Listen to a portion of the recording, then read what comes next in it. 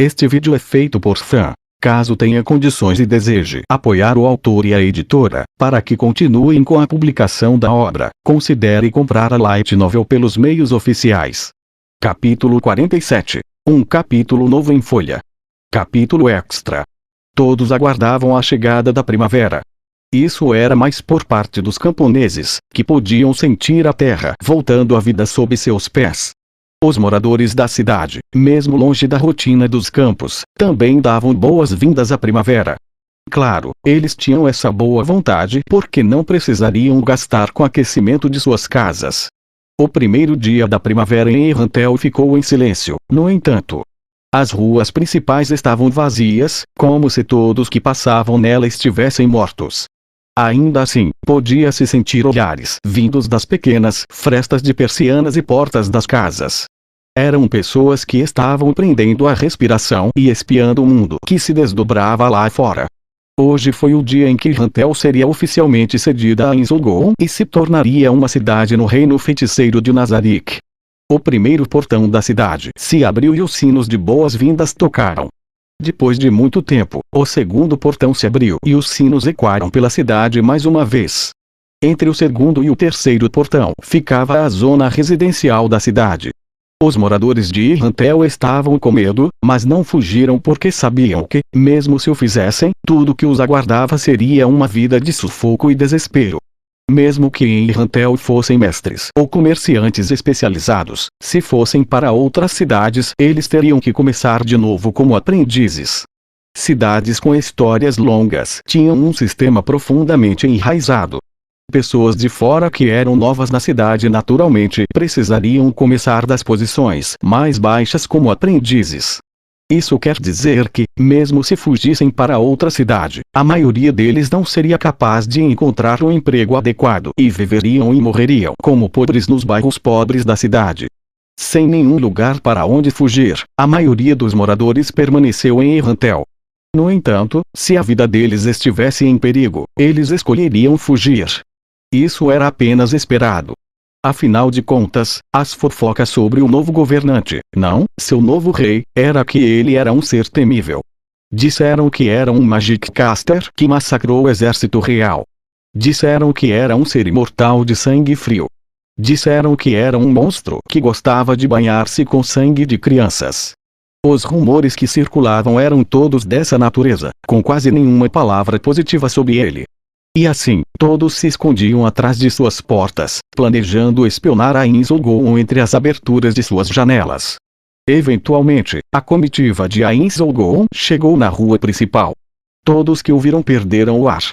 De fato, era um ser que fazia jus aos rumores. A primeira pessoa que eles viram ainda pode ser considerada até normal. À frente do contingente havia uma linda mulher que era tão radiante quanto a lua cheia. Ela usava um vestido branco, com cabelo preto sedoso e sua pele era branca como alabastro. Sua aparência, adornada com joias, era tão estonteante que nem sequer sobrava espaço para luxúria ou inveja. No entanto, o fato de ter um par de chifres em sua cabeça, longas asas negras em sua cintura, além de sua beleza sobrenatural, eram todos sinais de que não se tratava de uma humana. Por trás dessa linda deusa estavam os guerreiros. Ao vê-los, os moradores estremeceram incontrolavelmente. Os guerreiros foram divididos em dois grupos, diferenciados pelos estilos de armadura que usavam. O primeiro grupo poderia ser chamado de Cavaleiros Mortos. Em suas mãos esquerdas, eles carregavam escudos de torre que cobriam 3/4 de seu corpo e, à direita, carregavam flamígeras. Suas capas pretas esfarrapadas cobriam seus corpos maciços que tinham mais de 2 metros de altura. Sua armadura preta de metal estava cheia de padrões carmesins e enraizados, lembrando vasos sanguíneos.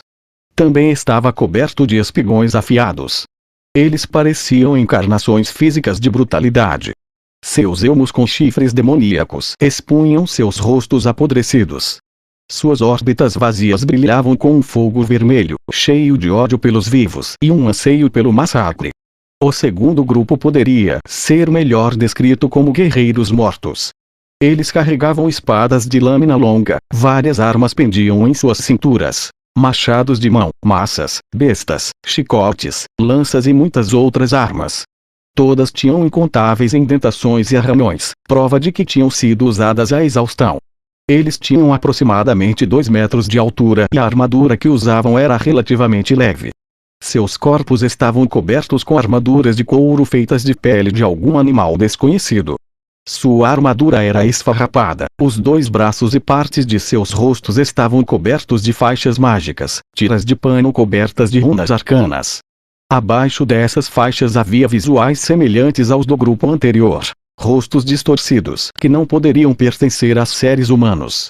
Todos podiam sentir um poder avassalador que irradiava desses grupos, mas à medida que o palanquim carregado por vários desses seres surgia, o choque que eles já haviam experimentado sofreu um abalo ainda maior. Um undead estava sentado no palanquim. Uma esmagadora aura de morte pairava ao redor dele, uma névoa negra que se agitava como a maré. Um brilho obsidiana formava uma auréola radiante em suas costas. Os instintos de todos imediatamente disseram a eles quem era. Era Inzulgoon. Não vamos sobreviver sob o domínio deste monstro. Perigoso sequer começa a descrever como nossas vidas serão. Assim que todos começaram a pensar nisso, o som de uma porta se abrindo ecoou. Os cidadãos de Irrantel concentraram seus olhares das aberturas e fendas para espiar o lado de fora, a fim de ver o que estava acontecendo. O que eles viram foi a forma de uma criança correndo. Ele segurava algo na mão e estava correndo em direção a essa grotesca comitiva de Ainzulgoon. Atrás da criança, sua mãe pálida de medo corria a toda atrás. "Devolve meu papai!" A voz jovial do menino ecoou pelas ruas. "Devolve meu papai! Seu monstro!" O menino arremessou alguma coisa. Era uma pedra. A pedra voou em direção à comitiva, provavelmente, seu alvo era Inzulgoon. Talvez tenha sido devido ao nervosismo, mas a pedra ficou aquém da sua marca e rolou pela estrada de paralelepípedos. A mãe logo o alcançou, sua alma parecia que havia deixado seu corpo, dado a quão pálida estava. Ela sabia o que aconteceria com eles agora. A mãe abraçou o filho por trás enquanto seu corpo estremecia. Ela tentou desesperadamente proteger e esconder seu tenro corpo em seus braços. "E ele é só uma criança. Eu te imploro, tenha misericórdia. Perdoe meu filho." A mulher bonita sorriu em resposta ao frenético pedido da mãe. "Estamos salvos." Aquele era um sorriso caloroso e maternal que colocaria o coração de alguém em paz. Grosserias como essa para com a Insama só merecem a morte como perdão. A mulher bonita sacou um gigantesco bardiche do próprio ar. O fato de poder manejar tão facilmente mostrava a força desumana de seus braços. Os residentes podiam facilmente imaginar os usos para aquele machado, e seus palpites estavam provavelmente certos. Devo dizer que é bem decepcionante isso vindo do gado. Que pena, isso diminui seu valor como rebanho que são, não acha? Enquanto observava a mulher se aproximando devagar, a mãe percebeu o que aconteceria com eles e abraçou o filho com força. "Poupe meu filho. Me leve no lugar dele, por favor. Pode fazer o que quiser comigo, mas poupe meu filho. Por favor." "O que está dizendo? Não há motivo para matá-la, ou tem?" A Insama não gosta de abate sem sentido. A sua inocência é certa. Se acalme, em breve essa coisa nos seus braços se tornará carne moída, embora, se dependesse de mim, eu preferiria transformá-lo em um croquete. O menino nos braços de sua mãe parecia não perceber que seria morto em breve. No entanto, qualquer pessoa que assistisse sabia que a curta vida da criança acabaria em poucos segundos. Mesmo assim, ninguém estava disposto a dar um passo à frente para salvá-lo. Embora eles quisessem se afastar da tragédia iminente, ninguém conseguia desviar os olhos. Mãe e filho ficaram paralisados pela aura assassina que a beldade emitia. Lamente o seu crime de grosseria contra o Supremo quando morrer. No momento em que a mulher ergueu sua enorme arma, a terra estremeceu quando o som de metal batendo contra o metal soou. A fonte desse som era uma grande espada projetada do chão, separando a mãe e filho da bela mulher. Essa espada, e seu portador, era conhecida por todas as pessoas nas ruas.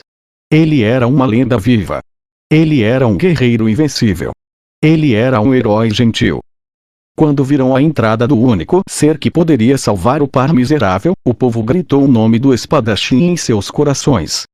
O nome do guerreiro negro, Momon. Um homem vestido como uma armadura preta azeviche saiu lentamente de uma ponta do beco e desprendeu sua enorme espada presa no chão. Com um movimento enérgico de seu pulso, ele sacudiu a sujeira. Sua outra mão já estava segurando uma espada, e o Momon, pronto para a batalha, encarou a linda mulher. Existe mesmo a necessidade de usar tanta força só porque o menino arremessou uma pedra? Qual homem gostaria de se casar com uma mulher assim? Que grosseria! Mas agora que comentou, eu sinto, o pecado da grosseria contra o Ain-sama não conhece idade. Todos que o cometem devem perecer. E o que acontece se eu não permitir? Então será um traidor do rei desta terra e será exterminado. Jura? Então que seja. Mas não pense que pode tomar minha vida tão facilmente. Venha, tente, mas é melhor estar preparada para arriscar a sua também. Momon habilmente girou as espadas em suas mãos e assumiu uma postura de luta. Essa postura ousada e dominadora era certamente a coisa que determinava os heróis. Vocês aí, protejam o Ain-sama. Depois de dar uma ordem aos guerreiros de armadura negra atrás dela, a beleza preparou sua bardiche por sua vez. Os espectadores acreditavam originalmente que o vencedor desse confronto seria Momon. Mas a aura de batalha irradiando dos dois negava essa expectativa. Eles podiam sentir que a bela mulher era uma guerreira em pé de igualdade com Momon. Os dois encurtaram a distância um do outro em termos de milímetros. Aquele que interrompeu o conflito iminente entre os dois fora Inzou. Pelo poder da magia, ele silenciosamente voou do palanquim e aterrissou na terra, antes de colocar uma mão no ombro da beleza. Ain-sama. Ele se inclinou e colocou a boca no ouvido da beleza estonteante e sussurrou. Seu rosto se iluminou com um sorriso encantador e gentil. Como desejar, Ain-sama. Será como o senhor diz. Ela curvou-se para Ainz e depois apontou sua bardiche para Momon. No entanto, sua intenção assassina de antes estava ausente. Eu ainda não ouvi seu nome. Diga. Eu sou o Momon. Claro, o Momon. Então, eu pergunto. Acha que pode nos derrotar? Não, eu não posso. Mesmo que eu lutasse até a morte, só poderia derrotar você ou essa ao seu lado. O desespero tomou conta do coração de todos que ouviram. Foi demais o fato de que até esse grande herói só poderia matar um desses monstros. E além disso, se eu lutasse com todas as minhas forças, muitos inocentes seriam pegos em nossa batalha. Eu não posso fazer uma coisa dessas. Quanta tolice! Apesar de suas habilidades impressionantes, você iria tão longe por esses fracos. Eu falei demais. Ain-sama tem uma proposta. Ouça com gratidão. Entregue-se e jure fidelidade a nós como um guerreiro de Nazarick. Acha que vou cair nessa? Não seja rude. Ain-sama não deseja governar com desespero e derramamento de sangue. Além disso, matar humanos não traz mérito algum. Mas mesmo dizendo isso, as pessoas daqui não acreditariam. Por isso, pretendemos fazer você trabalhar ao lado de Ain-sama. Que tipo de trabalho seria? No futuro, pode haver mais tolos que atirarão pedras em Ain-sama. Quando isso acontecer, você cortará suas cabeças. Em troca, verá como Ain-sama não maltratará os inocentes desta cidade. Sei, então serei um mero vigia. Não é bem assim. Como eu disse, você será responsável pela eliminação de traidores. Assim, será um representante, que também é um carrasco, do povo. Eu não tenho intenção de juramentar minha espada ao mal. Nem nós temos planos de perpetrar esse tipo de mal. Qual sua decisão? Se não prometer sua espada ao Ain-sama, então será morto aqui e agora como um indivíduo perigoso, não importa quantas pessoas tenhamos que matar para chegar até você. Momon olhou em volta. Não pretendo criar raízes em lugar algum, não posso ser subordinado a ninguém. Se é essa sua resposta, a aceitamos. Então, devemos começar nossa batalha até a morte agora. Espere. Não tire conclusões precipitadas. Eu ainda não tomei minha decisão. Eu tenho uma parceira. O que irá acontecer com ela? Então ela deve se juramentar a Ain-sama também. Não pode haver outra resposta. O antigo eu poderia escolher o fim de minha jornada sem hesitar, mas parece que me apeguei a esta cidade. Tem algum problema se eu não me ajoelhar? Ainz mais uma vez sussurrou no ouvido da beldade. Isso é permissível e, portanto, está decidido. Momon, trabalhe arduamente para o Ain-sama. Que seja. Mas lembre-se, se ferirem as pessoas da cidade sem nenhum motivo, esta espada será apontada para você e seu mestre. Nesse caso, quando as pessoas desta cidade se levantarem em revolta contra o Ain-sama, eu espero que essa espada também seja apontada para os rebeldes. Independentemente se são crianças ou não. Não vejo a hora de esta cidade se rebelar. Adoraria ver seu rosto em desespero enquanto executa seu povo. Enfim, vamos prosseguir a comitiva. Aguardamos você e sua companheira mais tarde. A comitiva de Ain Sou-gon continuou marchando. Depois que a monstruosa procissão finalmente sumiu de vista, as pessoas saíram de suas casas.